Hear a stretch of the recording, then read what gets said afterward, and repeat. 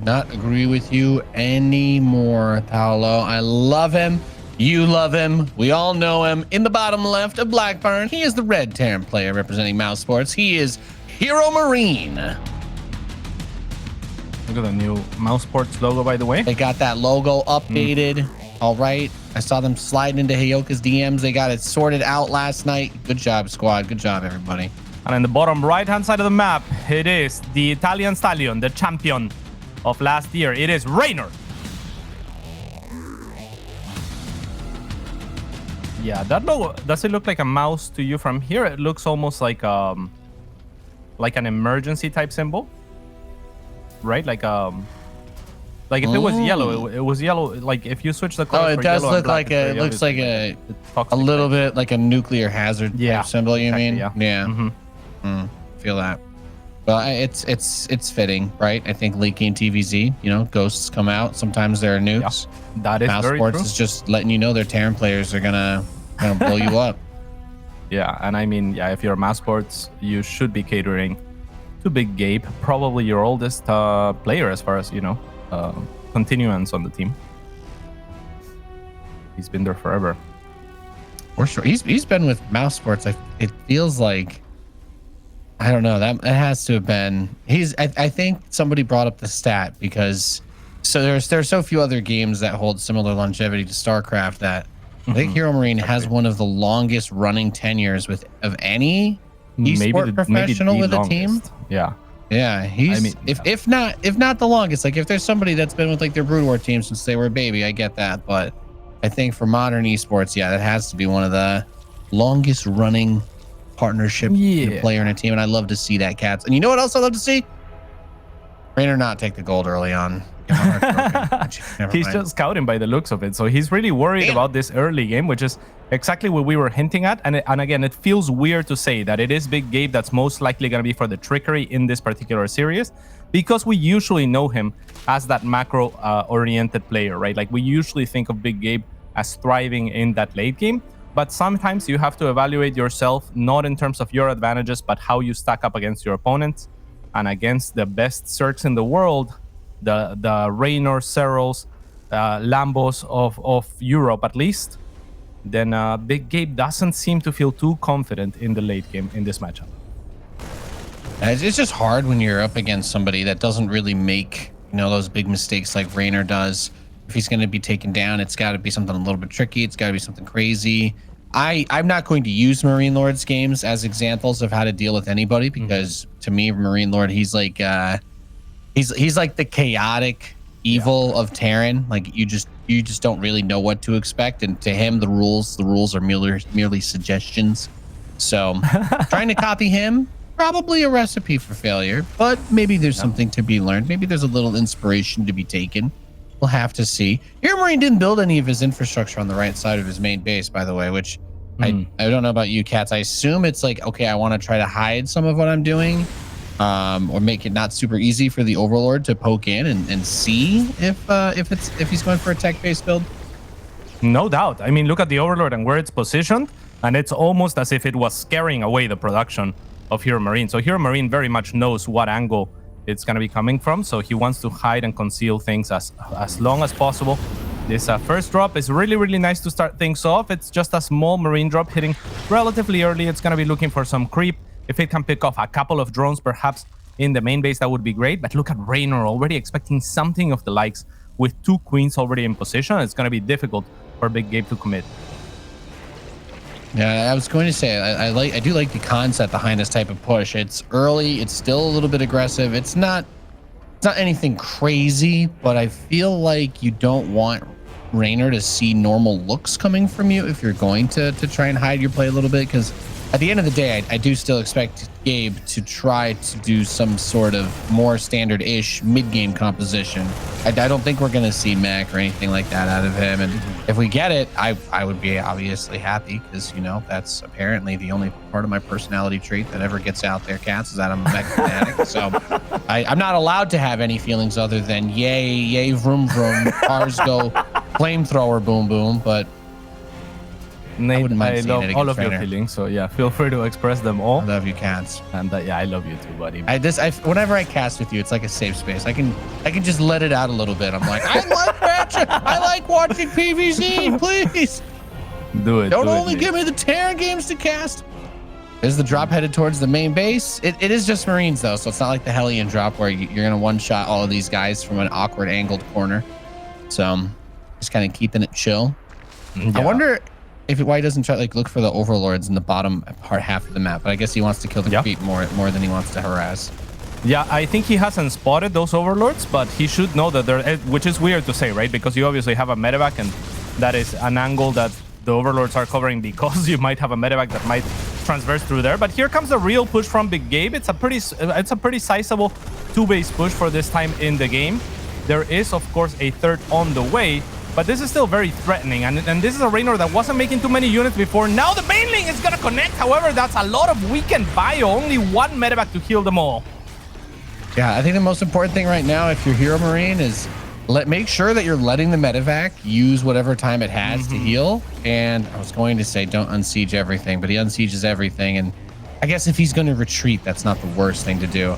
I felt like he could have forced the issue, but maybe that would have just been him throwing the game against Reynor, because you know Reynor's obviously a very good player.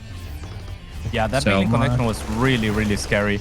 And this early game actually, I think, went really good for Reynor. He just defended with a bare minimum, and he defended the initial attack also with a bare minimum. He had 2 links that he initially made for those Hellions, and when the medevac showed up, he didn't make any circlings. And a lot of the job of this first medevac that HeRoMaRiNE used in this particular game is to force the Zerg to kind of not continue to drone up while still not slowing yourself down, right? So it's kind of like a macro opening that's gonna hit really hard with this timing that we saw.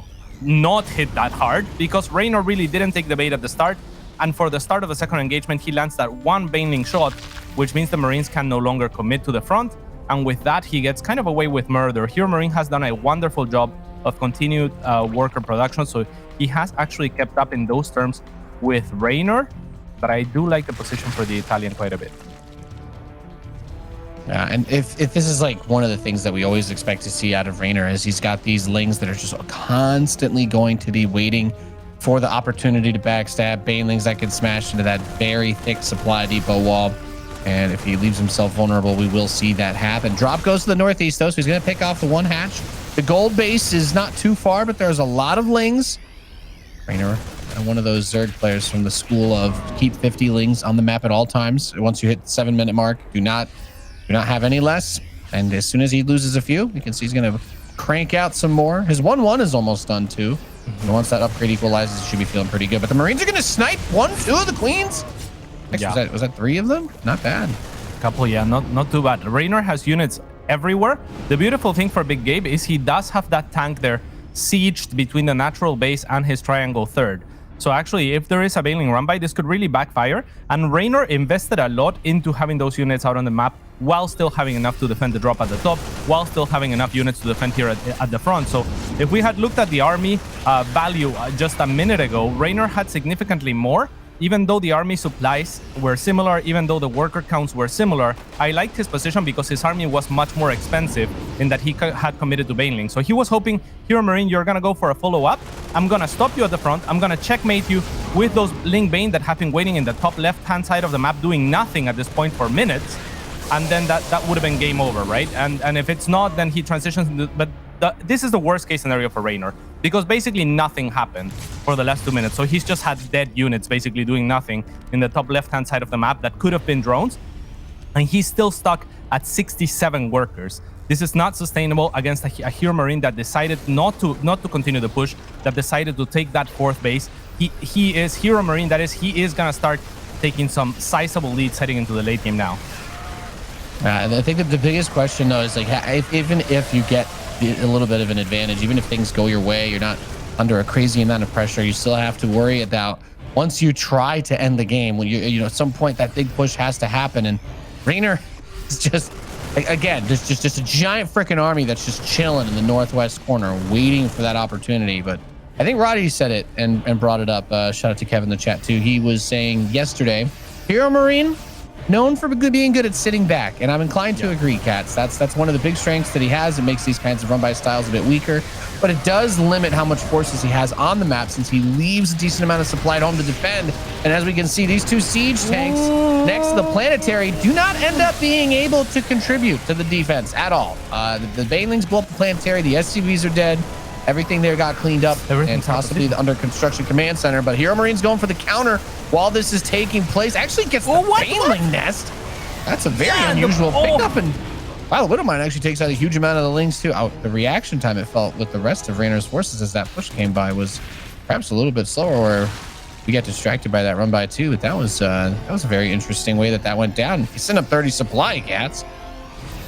Yeah, this is very scary for the Italian. I mean, he was a little bit out of position for sure. I was surprised that HeRoMaRiNE actually chose to unburrow the mine when he did, because it would have already gotten pretty good shots, but the mines end up getting good shots regardless. And without that baneling nest, I mean, this is the last few remaining banelings that Reynor has. He has to be extremely careful. HeRoMaRiNE not paying attention to that one baneling. That's a lot of Marines that are going to be bruised for the upcoming engagement.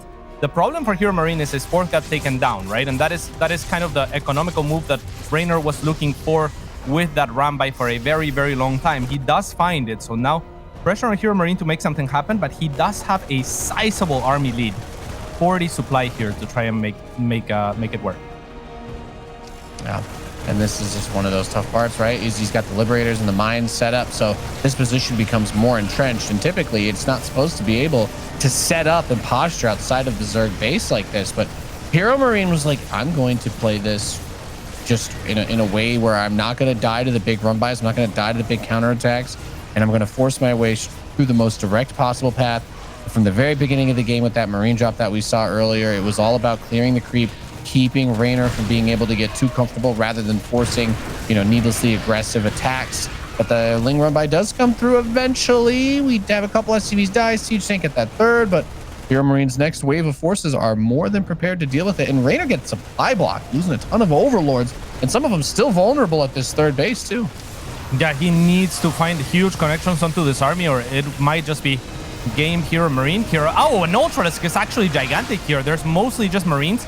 The Liberators, if they focus fire, will be kind of to the detriment of that Ultra. So we see the Liberator there does focus fire the Ultra as it should. The Banelings now crashing on through, and they do find pretty good connections. On the other side, remember, Reynor did find a lot of SCV. So with these two Ultras and this hold, it's looking like Reynor might end up stabilizing in this crazy game. I thought HeRoMaRiNE absolutely had it already. Not the case. And yeah, I mean, this game is looking to stabilize once again. Perhaps. I don't mind.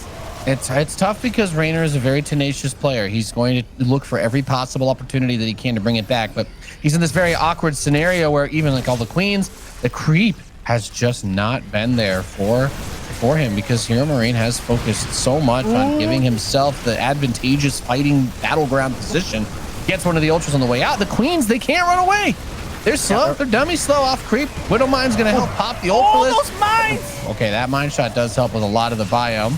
A lot. I mean, it's all about these Ultras, and Reynor is running low on transfuse energy, running low on queens now, actually. So if that bio doesn't go down, then it was just the two Ultras that HeRoMaRiNE had to deal with. So Reynor, I mean, this game is extremely close here at the front. Reynor is looking once again to hold and stabilize. Now more circlings are going to help a little bit with that stability so that HeRoMaRiNE can't just bully the Ultras. But now it's kind of a difficult position for HeRoMaRiNE because he's mostly just producing Marines.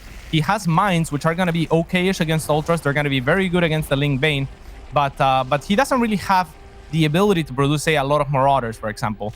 He has one single Tech Lab back in his main. He has no Ghost Transition whatsoever. So his ability to deal with the Ultras is kind of almost non-existent. It's up to those Ultras to get hit by the Mines and the Liberators for the most part, and the Vipers are there to dislodge the Liberators from annoying positions. So getting very difficult now for HeRoMaRiNE. Yeah, I think especially with the game getting more scrappy and that supply difference starting to favor Reynor finally, we're going to see where the next time HeRoMaRiNE moves out, or maybe not, maybe we won't even have to move out, Cats. One Liberator won't defend the Planetary Fortress.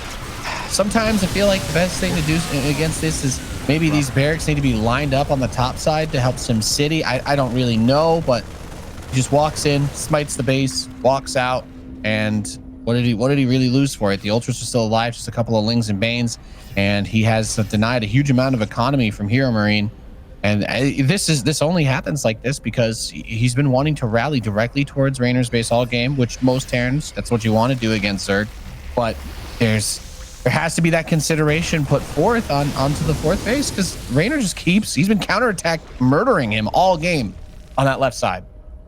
Yeah, most definitely. And some of those counterattacks, to be fair, looked like maybe they would have come to bite Reynor back, because he almost didn't have enough army at the front, right? Like HeRoMaRinE almost managed to break through. It was extremely close. That one Widowmine shot at some point was devastating, but as it stands now, the Ultras continue to be mostly uncontested. There is now Marauder production, luckily for HeRoMaRinE, but I don't know that he's ever gonna get enough. I mean, resituating this 4th is kind of like the best thing that he can do. He's gonna try to drag out the game, I suppose, but Reynor has the freedom to do whatever he wants. I don't think that HeRoMaRinE is in a good position to attack Reynor for a little bit.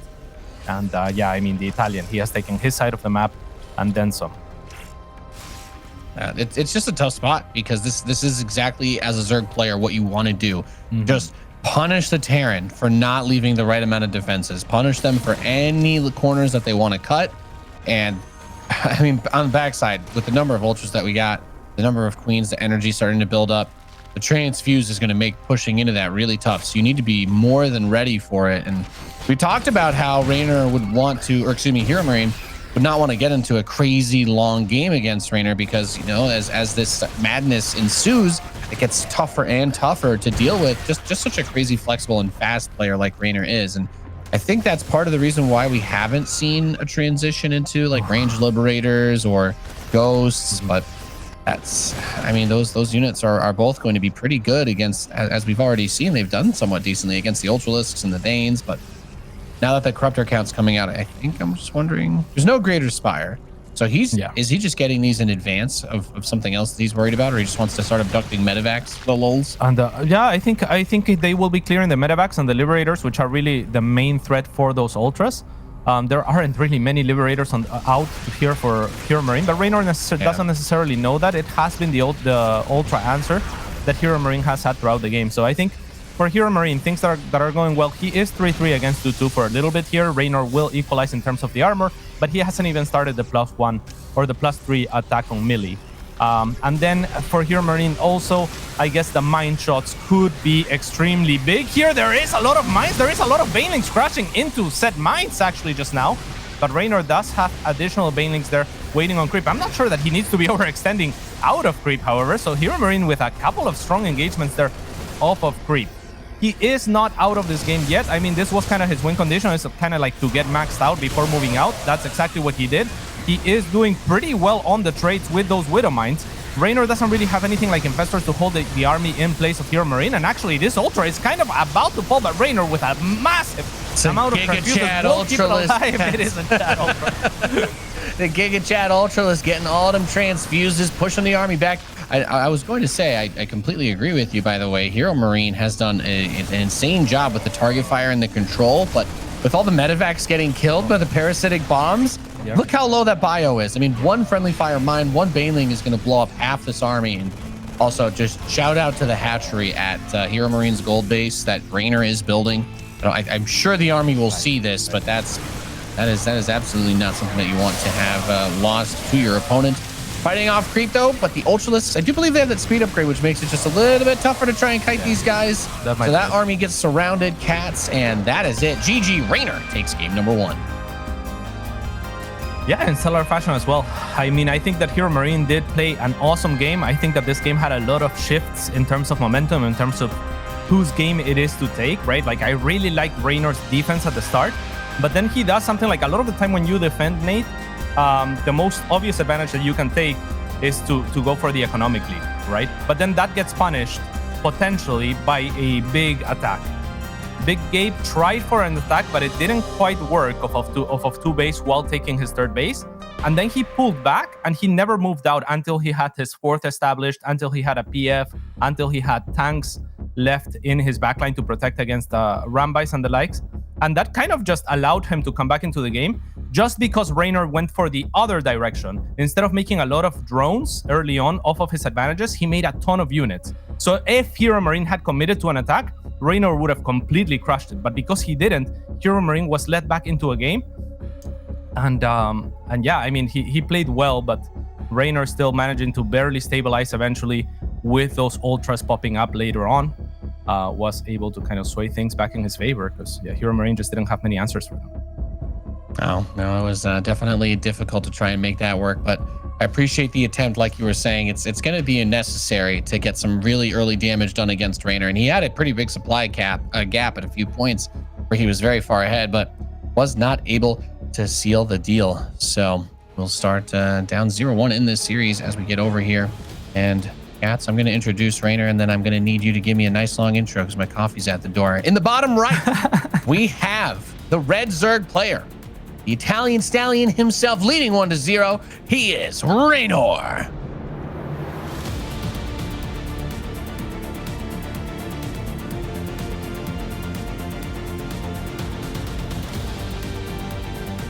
And spawning in the top left-hand side of the map, it is the man, the myth, the legend. Newly designed logo from Mousesports, representing them for nearly 11 years, half Italian, half German, most often representing Germany. The thickest, most beautiful glasses in the world. The biggest man alive. It is Big Gabriel.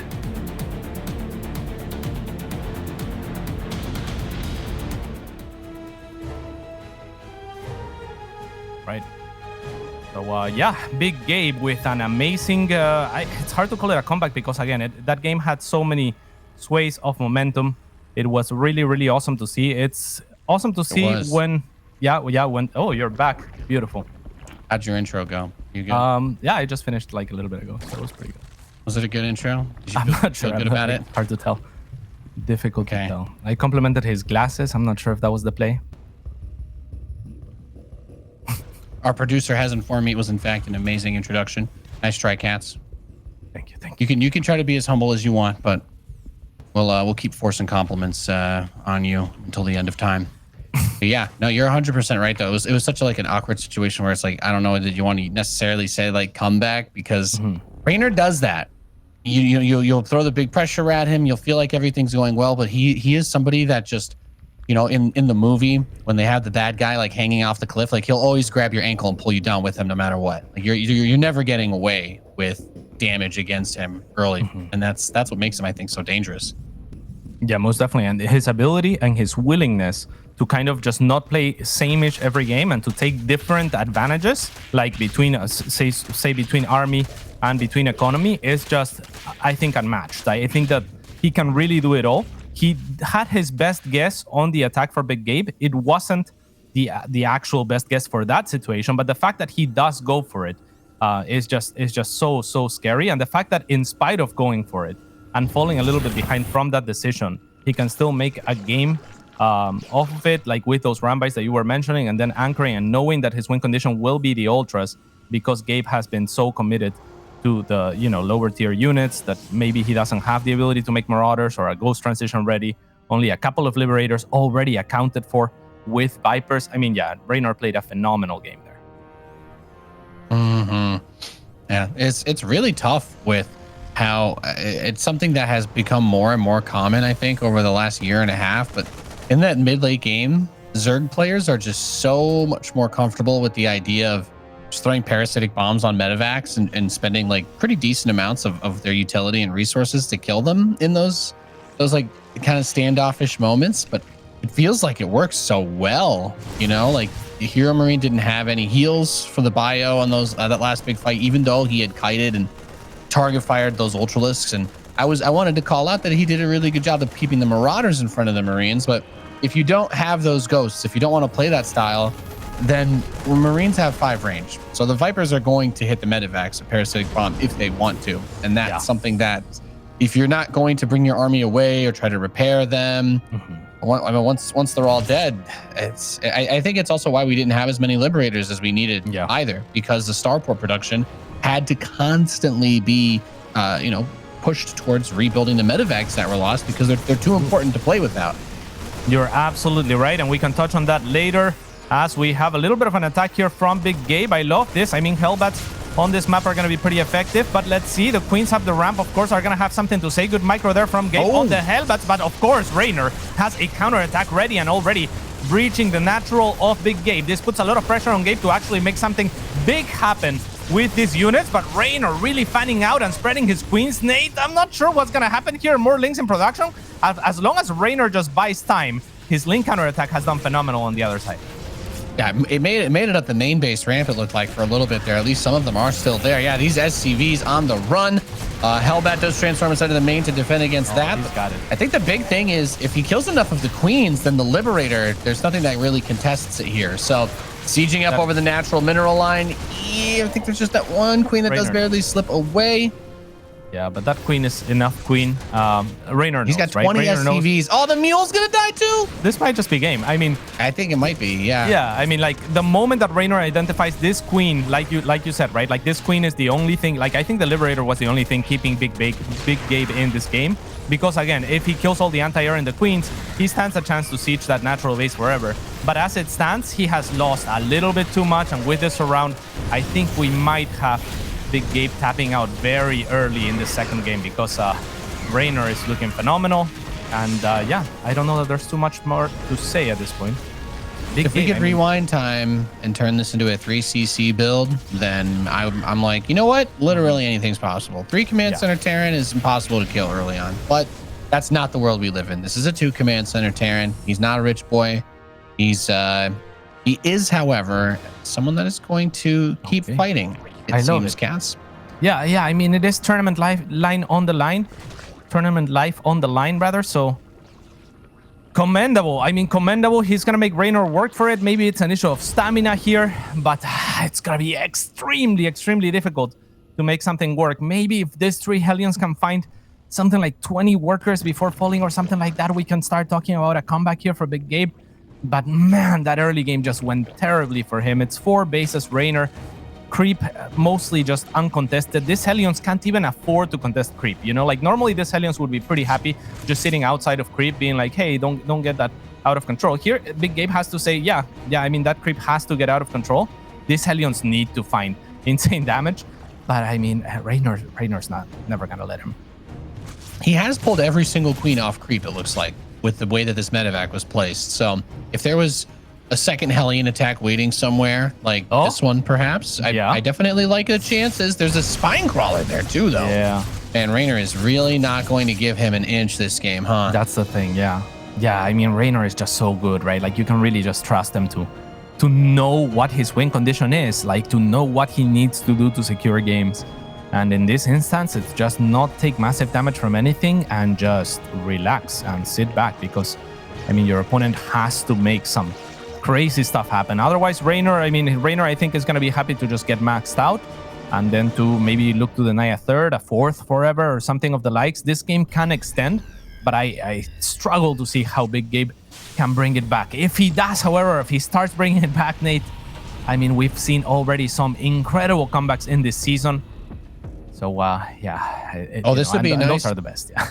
If this medevac sees this, that's good information to get. So HeRoMaRinE definitely flew past it to the point where he should be aware that that's there.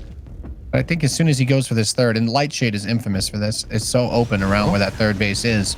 Okay. He's going to run into a lot of Banelings. This right here, though, if he can micro this and get a couple shots, maybe get one center mass, blow these bad boys up, that will be devastating. But Bane speed is ready, and he's actually attacking the natural anyways. Like, you know what? You're taking too long to take this 3rd. I'm just going to kill you. And there it is. GG. Reynor up 2-0. Up 2-0. I mean, decisive second game. Again, I admire Big Gabe for staying around after that early game. I mean, that was just brutal, right? Like the run by there from Reynor was just outstanding. And it's kind of just what we have come to expect from him. So Big Gabe trying to up the tempo, up the pace in this series a little bit, but not able to find success just yet. No, that's tough. Reynor is so good.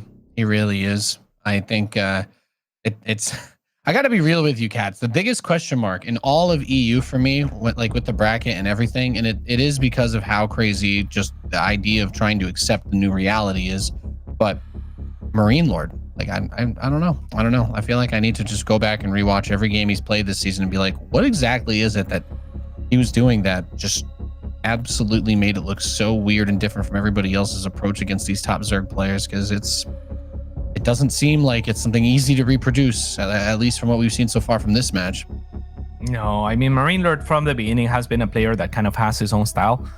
He will intake, of course, a lot of knowledge, I think, a lot of the standard ideas and incorporate them into his play. But for the most part, he is sort of a free thinker, and he's a good thinker, right? Like, he will make sense with the things that he chooses to do, but he is unique in his process, and so it's impossible to replicate. You can't just really put your finger on, like, this is the one thing that he's doing, because he's doing so many things differently, right? Even when we talk about Showtime, for example, in his interview, said he would rather play, he almost implied, I'm not sure if he directly implied it, but that's the gist.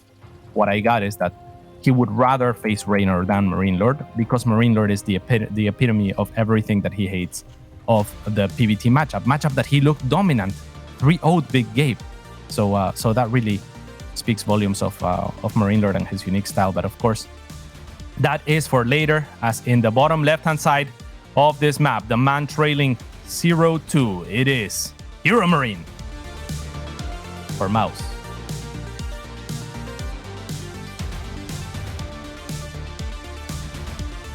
And his opponent in the Northeast, spawning as the red Zerg player, currently leading 2-0, Rip and Clash, he is Reynor.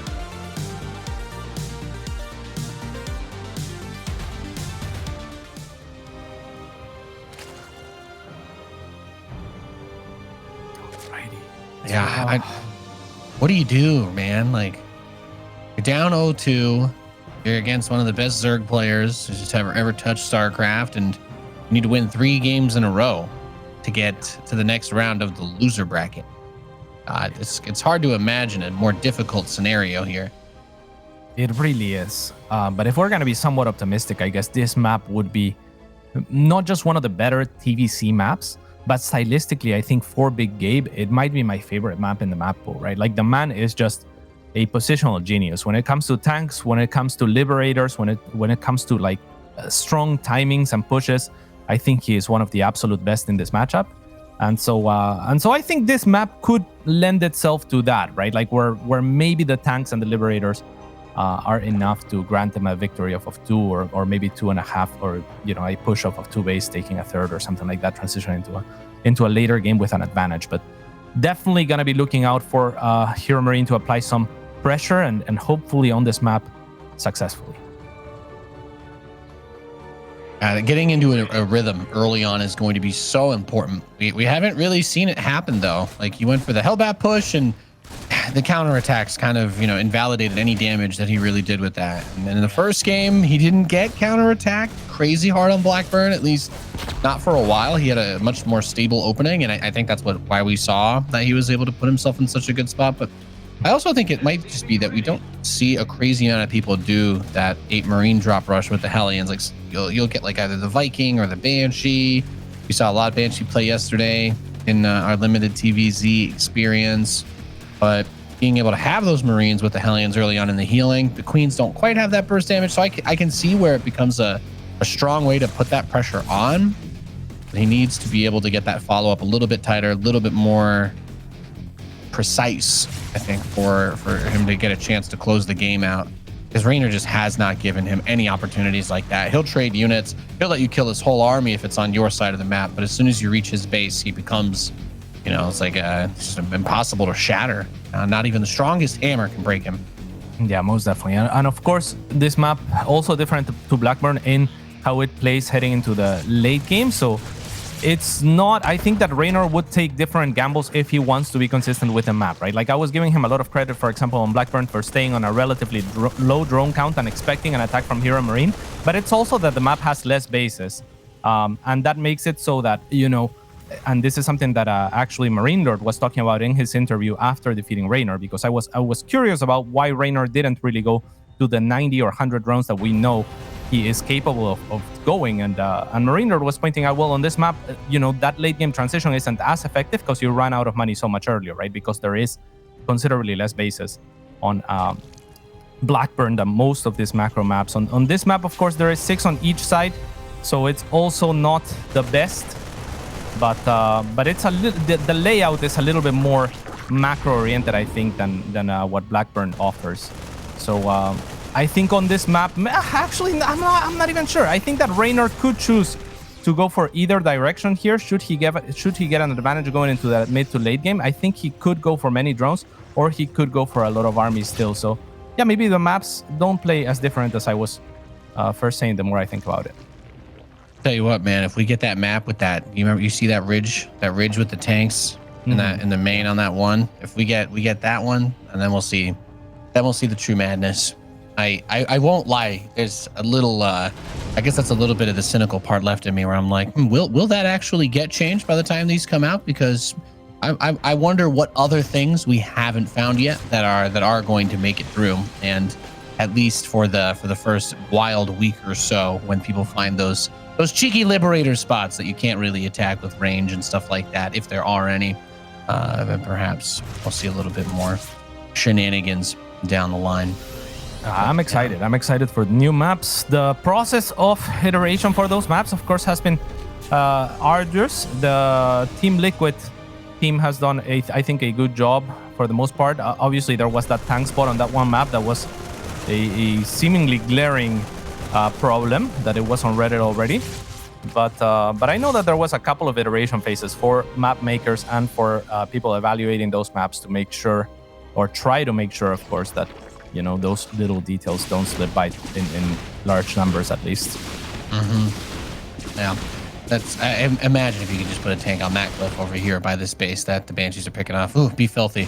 But we did see the Banshees actually be pretty good in the ZVTs yesterday. So we had a good amount of these guys coming in, trying to deny bases, kind of forcing the Queens to move around. But I say that, and the attack that he wants to move out with is fighting still by his side of the map. But I don't think, since there's no Baneling speed off creep, HeRoMaRiNE's able to take a decent fight, and this becomes a critical moment where the Banshees have been pushed away, so the Queens can go back with the rest of the army.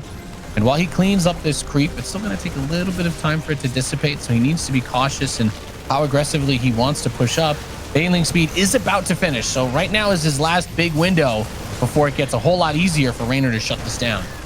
Yeah, here is the first tank as well, somewhat exposed, not really sitting behind those rocks either. Baneling speed, like you said, is about to finish in just a second here, Nate. So that is going to get a little bit complicated for HeRoMaRiNE. The Banshees didn't really accomplish anything, sadly, for him, right? Like on the other side, they were looking for a hatch cancel instead of looking for drone snipes or contributing to the army damage output here. So that is a little bit stressful if you're HeRoMaRiNE already.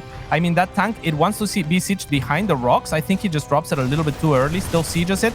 And now that's going to be still somewhat exposed, but at least not in the middle of nowhere. So a little bit hugging the rocks. There's going to be a little bit less surface area for those Zerglings. But HeRoMaRiNE still looking for damage, and it hasn't panned out yet. No, as you talked about, the Banshees did nothing. So now the Queens are all up here. The rest of the Lings and the Banes come in from the backside, get a complete surround. Siege tanks are super dead. Some of the bio is still alive, but I think you've already said this about 100 times, and like a broken record, I will repeat you, cats. He just doesn't have enough to actually deal real damage. He's just been fighting this army over what amounts to a stretch of creep. Now the creep is gone in that place, and the Queens are going to plant some new tumors.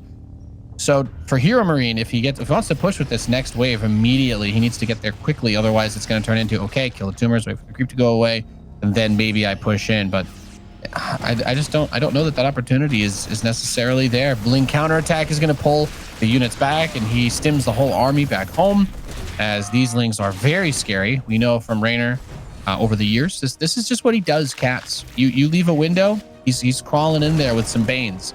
You try to follow him out the window, there's Banelings burrowed under the window still.